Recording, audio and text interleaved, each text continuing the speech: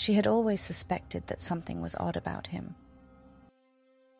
Her ex-boyfriend Jake was a soft-spoken guy who kept to himself, but there were times when she would catch him staring intently at something or someone with a look in his eyes that made her shiver.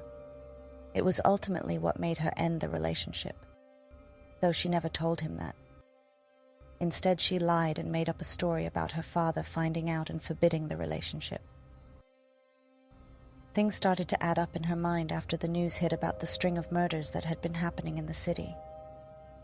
She couldn't shake off the feeling that Jake was somehow involved. She knew it sounded crazy, but the more she thought about it, the more she was convinced that her suspicions were possibly valid. She decided to dig deeper and do some investigating of her own. She followed him around, keeping a safe distance, trying to see if there was any evidence of his supposed guilt. One night she noticed him in a dimly lit alley, holding something that glinted in the moonlight, and she couldn't resist the urge to take a closer look. As she peered through a crack in the wall, she saw Jake with a knife in his hand, crouched over a lifeless body.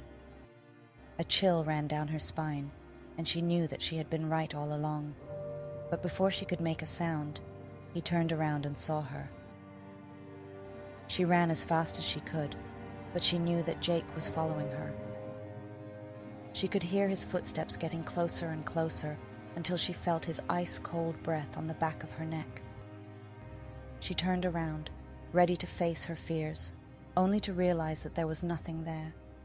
She was alone in the dark, and it was just her imagination playing tricks on her. Or was it? She couldn't be sure if the footsteps she heard behind her were real or just a figment of her imagination. Her heart raced as she quickened her pace.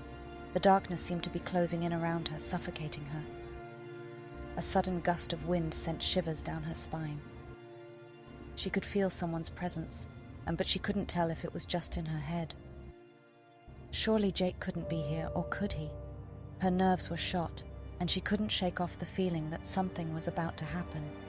Her nerves were on edge, and she felt like screaming for help. She took hurried steps towards the end of the road where the streetlight shone bright.